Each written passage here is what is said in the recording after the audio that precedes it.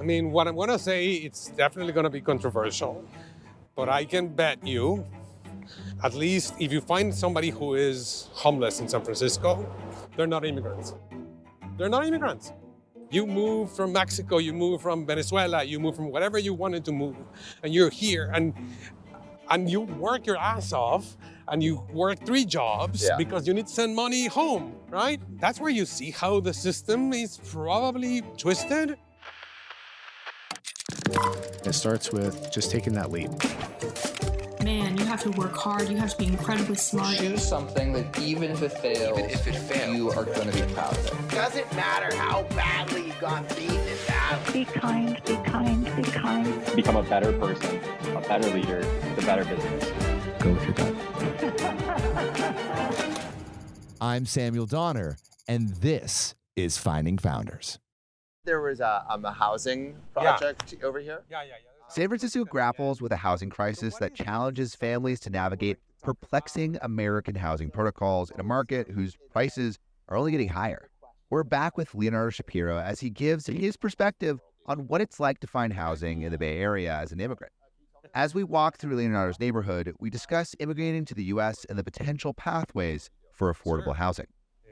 Hey, my name is Leonardo Shapiro. I'm the founder and CEO of this startup called Norelian, and I'm originally from Mexico City. I lived in the Bay Area for 12 years now, and I've been in San Francisco for the last 2.5. Okay.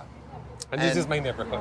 This is your neighborhood. Well, it's not mine. Yeah. It's not mine, though, but this is where we chose to live. There's so much history here. You first came here for like Silicon Valley stuff, right? Yeah, of course. I was in the South Bay, and kind of you would see kind of younger families with kids moving in this kind of old heritage houses in Los Altos and Was it Palo Alto affordable area. back then?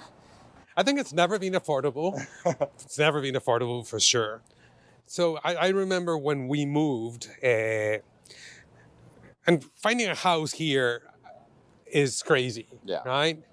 But just crazy is crazy with a capital C. Yeah. So before we moved, we were in Mexico, and it was like 2 weeks before we actually were scheduled to be here, and we didn't have a home. Yeah. We didn't have a place to be, right? And back then, everything was done through Craigslist. So we were like, emailing people like, Mexican couple moving to the Bay Area, would like to see your house, and can we make an appointment? So people would reply and they would say, sure, open houses tomorrow between 1 and 3. Come here with your background checks, your credit report, and 2 months of rent. And it's like, what the hell is a background check? Yeah. How do I get a credit report? Yeah, because you literally just came from Mexico. So you're like, you're not understanding what the American housing protocols are at all. No, not at all. So, random things that happen in the world. One of the people that I emailed, she replied, and it was really funny though, because she said, "Are you Jewish?" And said like, "Well, I'm Jewish, right? I grew up Jewish, but the Shapiro would not, let me hide my identity." And she was like, "Oh, I'm the president of the Jewish community here in Palo Alto, blah blah blah." And because of that connection, right? They told us we can lend you, or we can lease you a home for 7 months. Wow, right? That's a really sweet setup. Yeah. So we can lease you a home for 7 months while you find something to do. And those 7 months became 6 years. Right? Oh, wow. So we ended up leasing their home for 6 years. Yeah. At some point he was like, "Wait, you want to buy your home?" Yeah. And he gave us a price. And of course the price was completely out of my range. And it was like, what were they asking? I think like 2. Okay, geez. Right? Yeah. 6 years later, it was 5.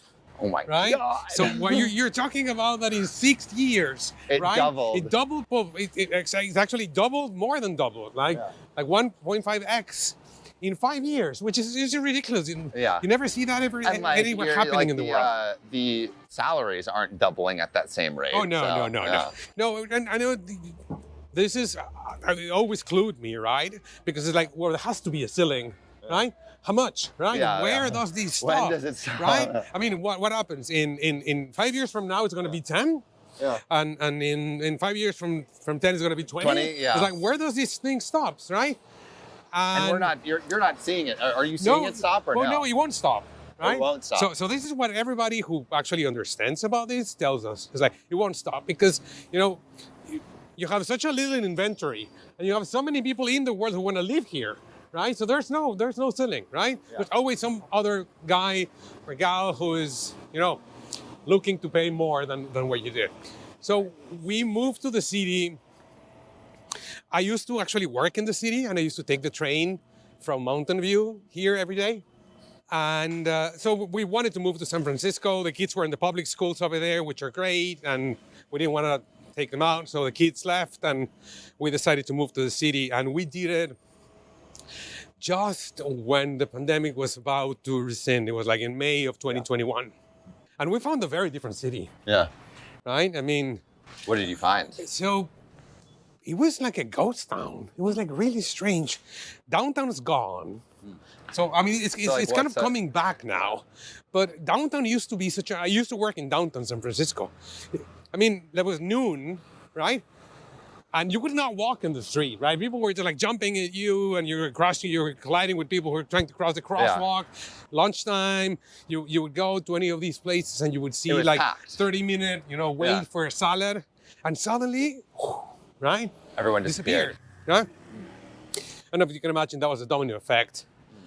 All these, restaurants closed and bars closed. And so like if it seems like a ghost town and all the bars and restaurants are closing because maybe no one's going to them anymore, doesn't the allure of San Francisco go with it? And because of that, wouldn't the housing prices go down at some point?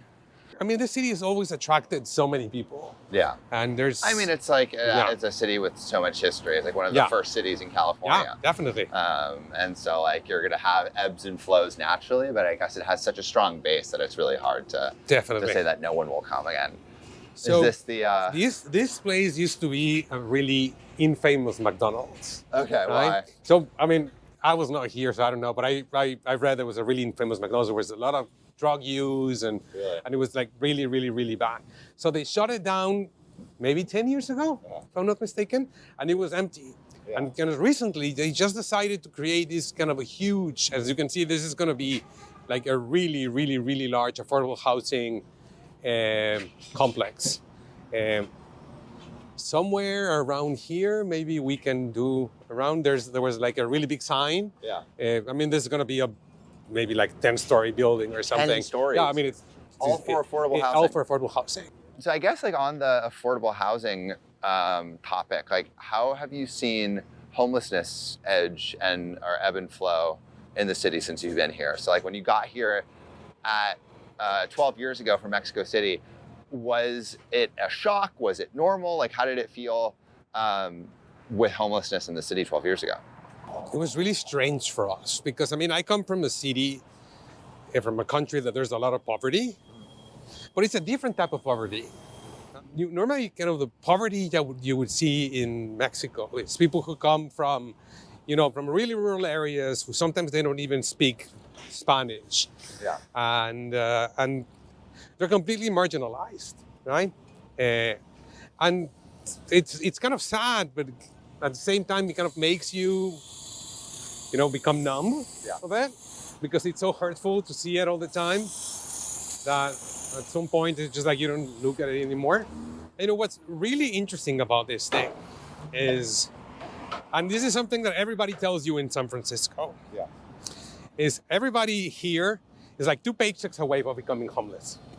Yeah. Which is crazy, right? Just because it's so expensive. It's so expensive, right? So one of the, really shocking memories that I have of this is I was walking in Market Street, maybe like 5-6 years ago, and this person approaches me, and it just looked like you and me. He was dressing exactly like you and me right now. And he told me, brother, can you help me? And it was like, sure, what's going on? And it was like, I just got laid off, and my girlfriend as well.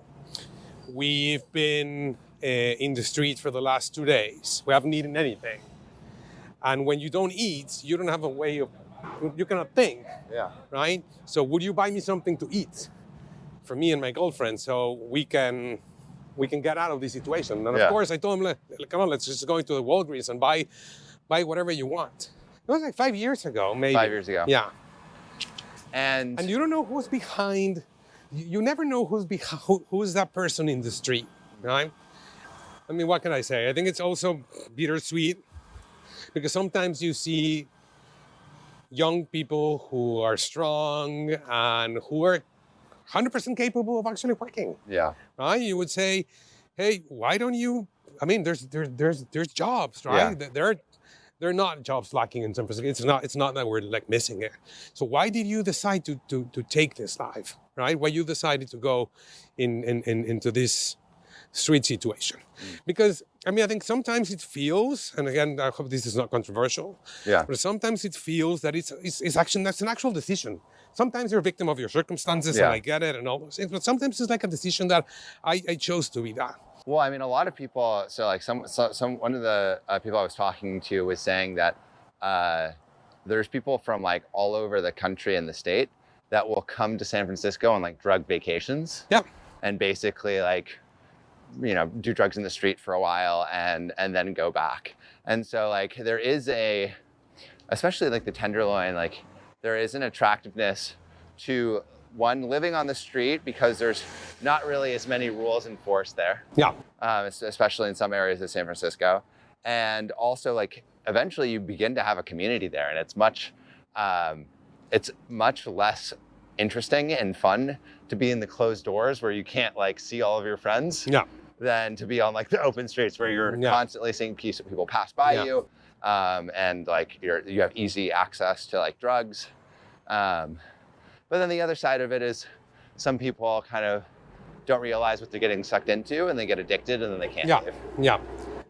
We're gonna walk right now through Haight-Ashbury, through the Yeah. actual corner, right? Yeah. And there's always a group of people there who it feels like they come from different places just to hang in there. Yeah.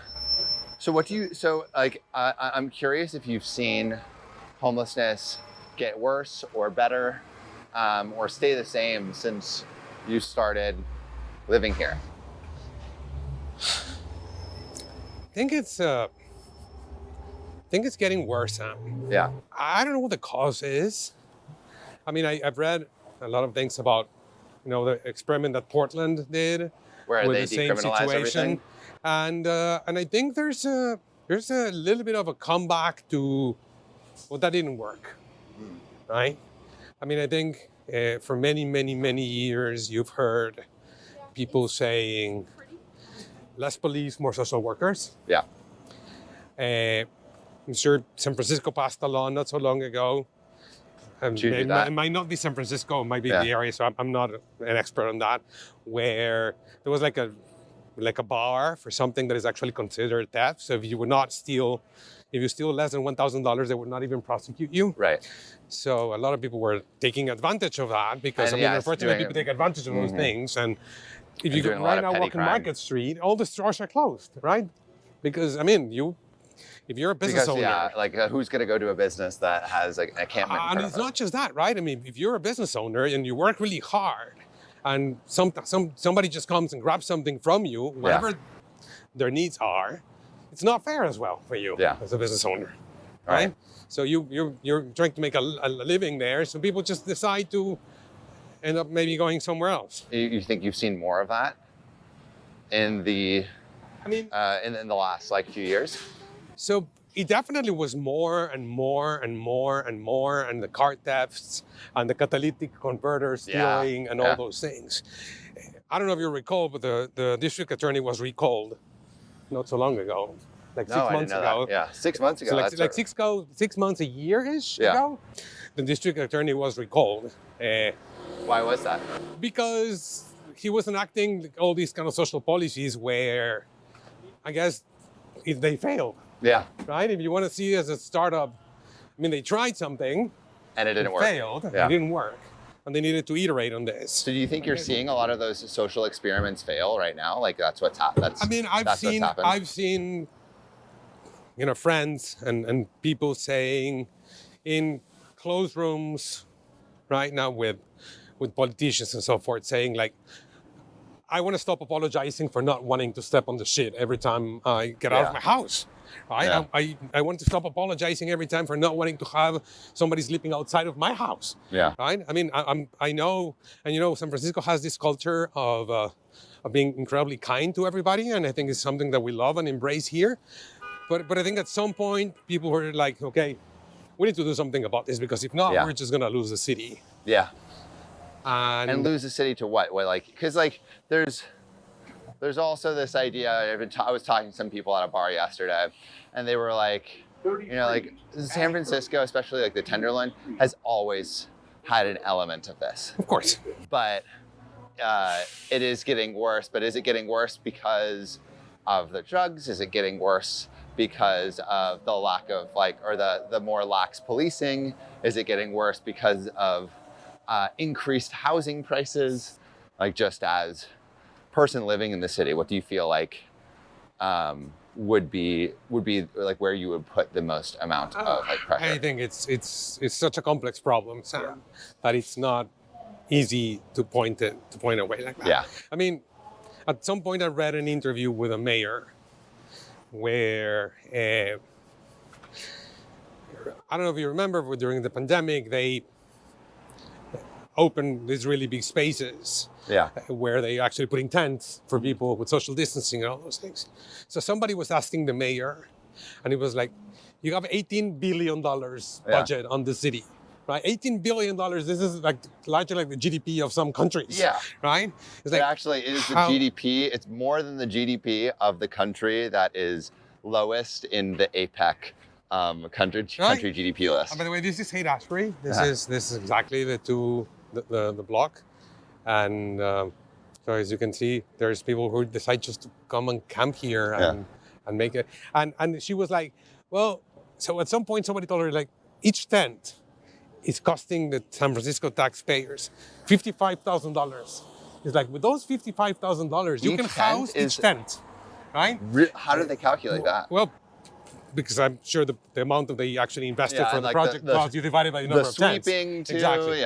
And it was like, with $55,000, you can house every single person who's in a tent in a hotel, right? So what's going on? And I think, again, without being an expert, and I don't know about all these things, there's so much red tape that has been built around this, which is, she was like, well, we have to police this thing, and we have to make sure that there's health codes enforced, and we have to make sure that, the separation and so and you have to like something that was said is like the accommodation has to match the needs of the person as well. I think that's the problem. There's not one thing that you would say, I will do this and it'll fix it, right? Because I think this is such a complex problem that I remember when we were young and we used to play this game. If you were president tomorrow, what would you do, right? Where would you start? And I don't know, right? I mean, definitely housing is a thing. I feel like an idea, it's like give people base needs, but make like having their base needs covered, but that's also an expensive thing to do. I think that creates its own problems, right? Because I think UBI is a great idea, but it has its own challenges as well, right? Because there's always going to be people who are okay with UBI, and there's always going to be people who are not okay with UBI and they want to have more. And how do you manage that situation, right? Yeah. And I think the second question always is like, who pays for UBI? Right? How do you make this? Well, it's something that they talk about with UBI, and also what I want to get to next is just like, you've had like a lot of conversations with like immigrants, like talking about their housing experiences in San Francisco, but. In terms of UBI, what they're talking about is like essentially eliminating all social programs and instead basically just converting that into a flat payment for everyone. Essentially it is feasible to give everyone like $2,000, or to start with giving everyone $2,000 a month. Like that was something Andrew Yang was running off of. Yeah. And like it's feasible. I don't know, that will create some inflationary pressures as well, Yeah. which could happen as well, right? I mean, we've seen what happens in the pandemic when you flood the economy with a bunch of cash. Exactly. Right? Yeah. A lot of inflation. So a lot of inflation that goes as well. So again, I think there's not a specific problem that you can address. So I think the second one is, and what can you say, Sam? I think the famous NIMBY stuff, right? Yeah. I mean, which is that project that you saw on Haight-Ashbury, the McDonald's, which again we can Google the I think it's going to be like 200 and something Wow. people housed in there. Yeah, and there's like 7,000, so you only need to Yeah. build a couple hundred more of those, and then and there was kind of a very specific mechanism on how the chose is going to be there. Yeah. And there's going to be a community center, but at some point, I mean, everybody has the same question, which is like, well, what happens to the value of my assets? yeah, And what happens to the value of my property? Also, you see a lot of people in California like really saying, yeah, there should be affordable housing. There Yeah. should be all those things. It's like, yeah, but not in my backyard, right? Yeah. Exactly. So, I mean, you look at Mountain View and you look at that area and there's so much space and there's But been people don't want it so there, yeah. much resistance. What they say is like, well, you know, you're going to deface the landing because you're going to put a building and it's going to be like 5 stories high Yeah. and nothing is 5 stories high. So you're just going to change the landscape. Part of the American way of living is you buy a house, Yeah. and very few people have the luxury of actually, buying their house Yeah. cash. So you get into this huge amount of debt for 30 years. Which again, 30 years is a long time, That's right? a heck of a long It's a huge time. commitment, Yeah. right? It's a huge commitment, and you hope that the prices go up. Mm-hmm. And this is how a lot of families, and most of the families in the United States, kind of create wealth, Yeah. right? So what happens when somebody makes a decision that affects that? And so I'm also like, you were just talking about like, building wealth with housing, and I feel like you were tying that into like the American dream. And with Not Alien, like what you're doing, right, is you're trying to help place people all around the world and help make immigration a lot easier. But I'm curious if you have any stories of people that you've talked to, like immigrants that you've talked to, and their experience with housing in San Francisco and like buying a house or renting, or even like the risk of homelessness too. I mean, what I'm going to say, it's definitely going to be controversial, right? And again, I don't have the data to prove it or anything to show you right now. Yeah. But I can bet you that at least if you find somebody who is homeless in San Francisco, they're not immigrants. They're not immigrants. You move from Mexico, you move from Venezuela, you move from whatever you wanted to move, and you're here, and you work your ass off, and you work 3 jobs Yeah. because you need to send money home, right? And because Right. so they're not homeless immigrants, which is crazy, right? Or at least the percentage is much lower. Exactly. I think that's where you see how the system is probably twisted, right? So I think that's one. And you hear these stories of when you get a chance to get an Uber driver, or when you get a chance to meet somebody. So something that was really interesting. Many years ago, when you were in Southern California mostly, Yeah. or in Florida. Well, so Florida is different because everybody speaks Spanish there. But in Southern California, you would see somebody who you would know they speak Spanish, Yeah. right? And you would try to speak Spanish with them, and they would answer in English. And you was like, okay, you don't want to speak Spanish, it's fine, right? Yeah. Here's a little bit change, or maybe it's just not here, maybe it's the times we're living on right now.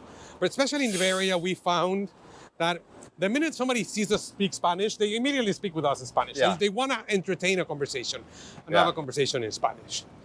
And you hear the stories of, yeah, I live in a 1-bedroom or 2 bedrooms with 6 others. Wow, 6 other Right. people, yeah. But this is what I need to do, right? And I work for Uber, and I work in a kitchen, and I do everything that I need to do in order to do this, because this is what I came to do to this country, Yeah. right?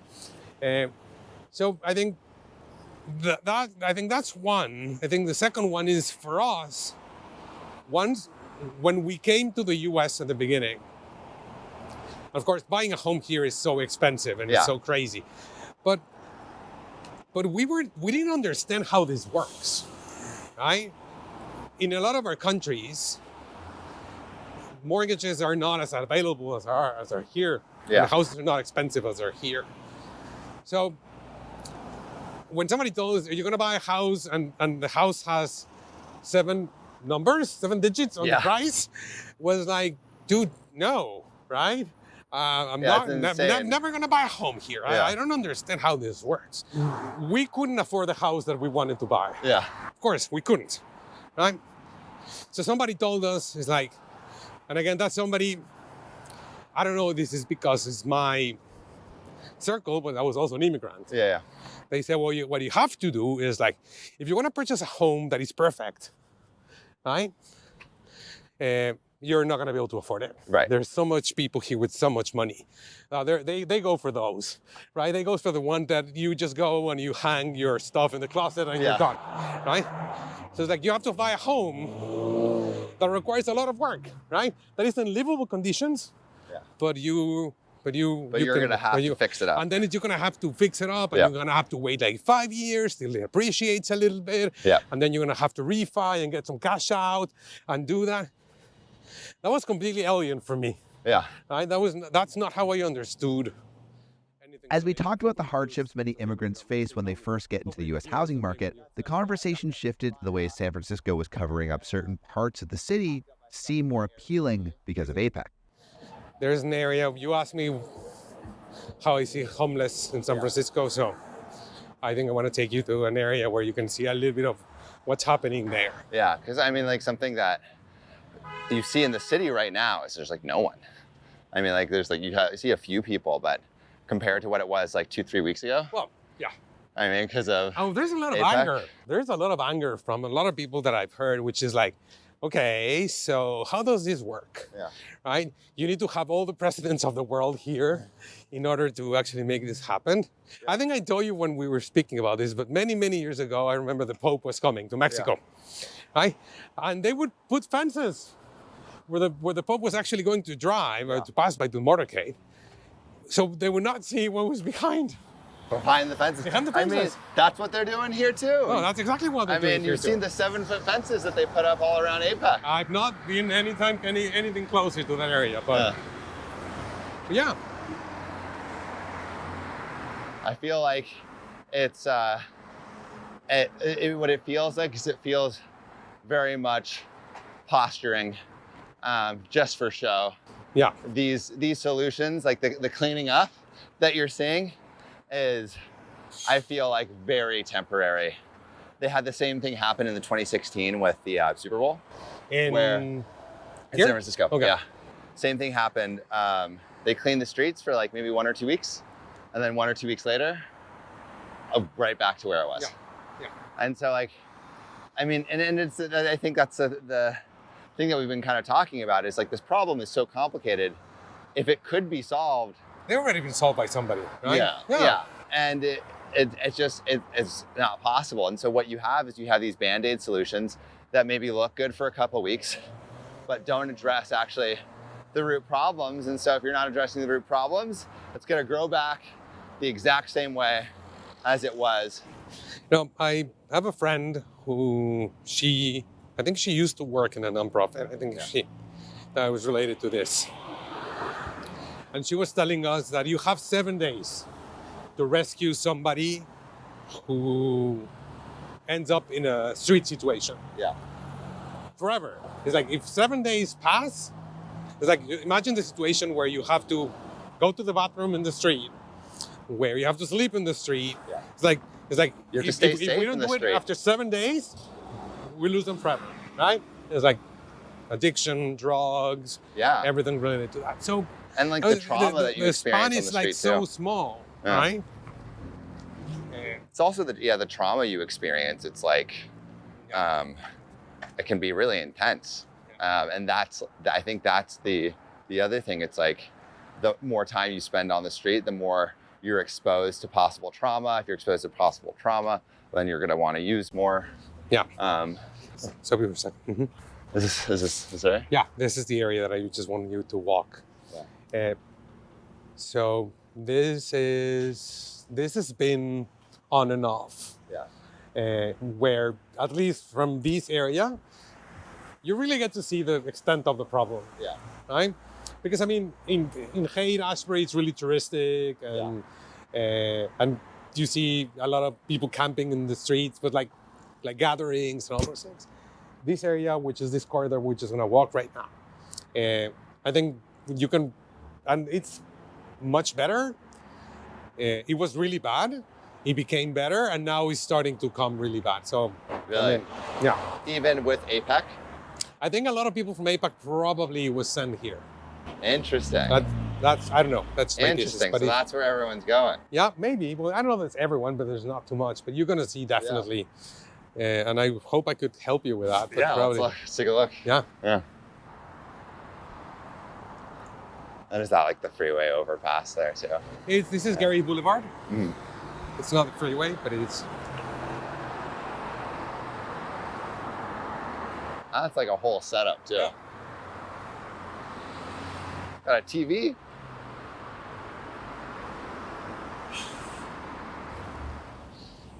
This is much better now. This place used to be full Full of from of tents. Yeah, it is interesting that like I have been all over the city, and there really hasn't been as many like tents and such. The like in all the areas that I have been going. Yeah. I think as you probably mentioned it. Like literally all of this Yeah. was tents, like Yeah. All of it. all the way up. Yeah. Wow. And it was like probably a month ago started to be. Well, I think that just speaks to how much APEC has affected the city. Like literally everywhere in the city, you're seeing a lot less homeless. But like, are they actually being taken care of? Thank you so much for listening. If you haven't already, make sure to subscribe, rate the podcast 5 stars, and share with a friend. If you have any questions or comments, DM us at Finding Founders Podcast on Instagram, LinkedIn, or Facebook. Finding Founders is produced and hosted by me, Samuel Donner. Our audio editing team lead is Ashley Jimenez, with support from Jessica Morales, Miley Lipton, Siyu Pan, Kenny Wright, Josie Yo, Matt Fernandez, and Merritt Hill. Our outreach and research team lead is Desiree Nunez, with support from Marissa Granados, Monica Lee, Sarah Tiersma, and Yao Will. To see more of what we're up to, subscribe to our newsletter at findingfounders.co. Thanks again for listening, and see you next week.